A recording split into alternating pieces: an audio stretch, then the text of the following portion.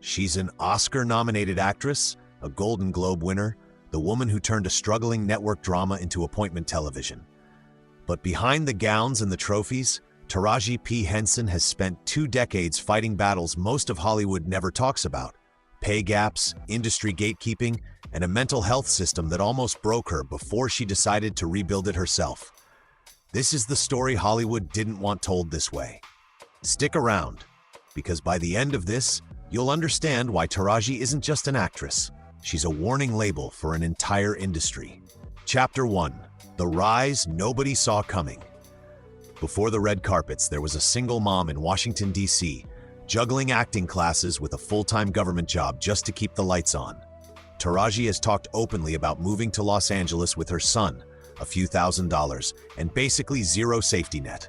No trust fund, no industry connections, just a plan and a deadline she gave herself to make it work.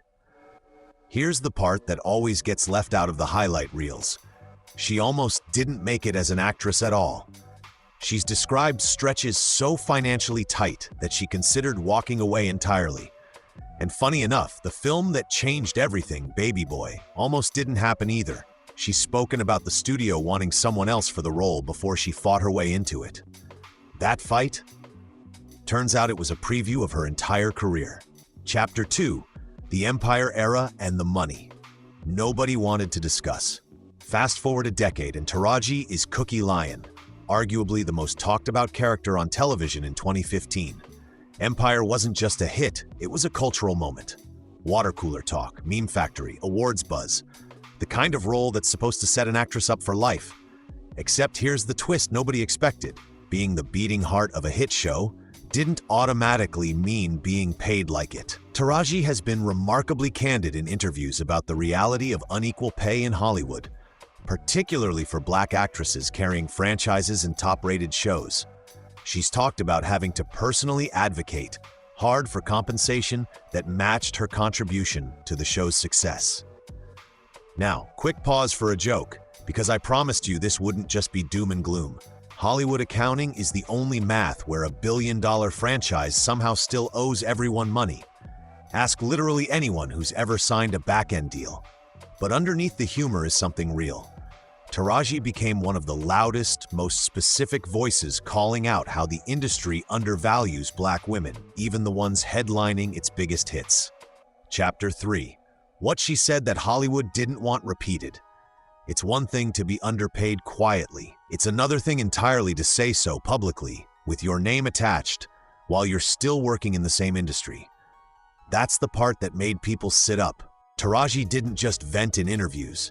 She connected her own pay disputes to a larger pattern, pointing out that even proven box office and ratings success doesn't guarantee Black actresses get offered what their white counterparts routinely receive for comparable work.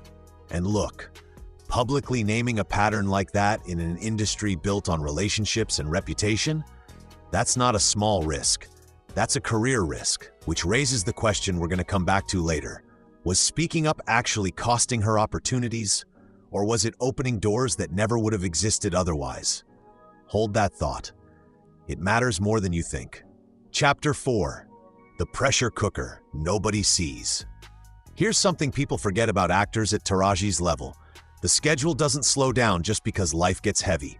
Shooting a hit show, promoting films, doing press tours, raising a family, all while carrying public expectations that she'll always show up polished, funny, and on. That's a lot of performance, on top of actual performance. Taraji has spoken publicly, more than once, about experiencing anxiety and depression, not as some dark secret, but as something she wanted people to understand is common, treatable, and nothing to be ashamed of. She's talked about therapy being part of her life for years, long before it was something celebrities said out loud. And that honesty, that's exactly where a lot of online concern about her started. Not from anything alarming, but from her simply telling the truth about being human. Chapter 5: Why she built the Boris Lawrence Henson Foundation. In 2018, Taraji did something most celebrities talk about but rarely follow through on. She built an actual organization. The Boris Lawrence Henson Foundation, named after her father, a Vietnam veteran who struggled with mental illness and didn't have access to the kind of care he needed. She said the foundation exists specifically because she watched someone she loved suffer without support. And she didn't want that story to keep repeating for other families, especially in the Black community, where stigma around therapy runs deep. The foundation funds therapy access, mental health programs on college campuses, and resources specifically built for Black communities that have historically been underserved by the mental health system. Quick sidebar, because this deserves it. Turning your own grief into an actual functioning nonprofit is not the move of someone falling apart. It's the move of someone who processed the pain and decided to do something productive with it. Keep that in your back pocket. We're going to need it later when we talk about what the internet assumes versus what's actually true. Chapter 6, the middle of the story. If you're enjoying documentaries that go beyond the headlines, subscribe to List Owl Uncut, because we've got plenty more coming. And honestly, Taraji's story is one of the most misunderstood in modern Hollywood. So stick with us. Now here's where things get interesting, because this is the part where public perception and reality start pulling in two very different directions.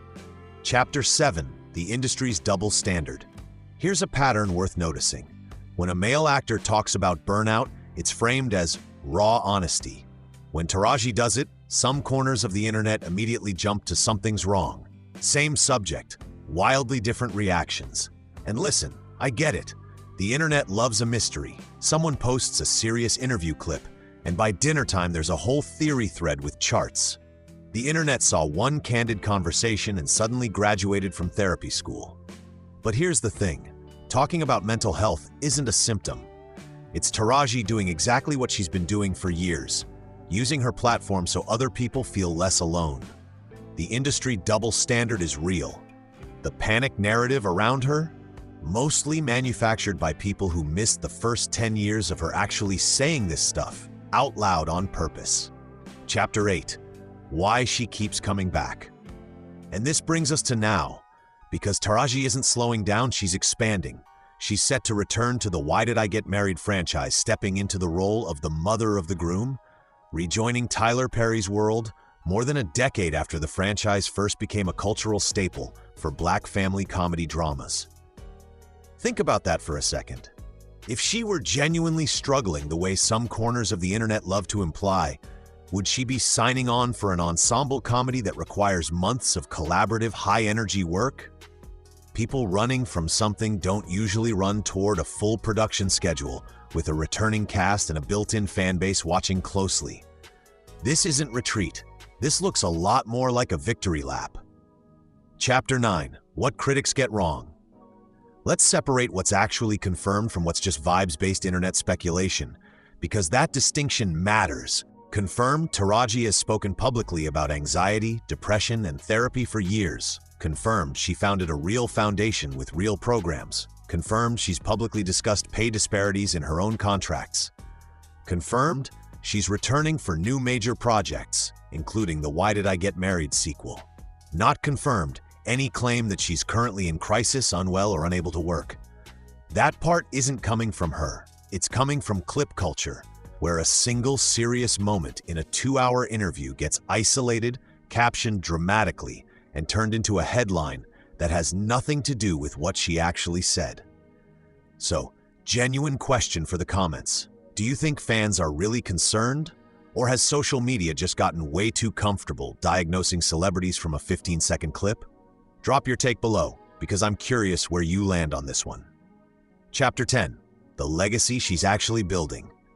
Here's the bigger picture nobody's really talking about. Henson took a childhood shaped by a father's untreated mental illness, an industry that routinely underpaid her, and public burnout most people would have hidden, and turned all of it into a foundation that's actively funding therapy for people who'd otherwise never afford it. That's not a woman falling apart.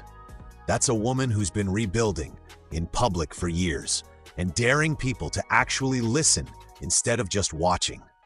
So the next time a clip goes viral asking if Taraji P. Henson is okay, maybe the better question is whether we're actually listening to what she's been telling us all along, or just reacting to a headline built to make us worry. Resilience doesn't always look loud. Sometimes it looks like a woman quietly building something that outlasts every rumor written about her. Thanks for watching List Owl. If you enjoyed this documentary, don't forget to like, subscribe, and let us know your thoughts in the comments. We'll see you in the next one.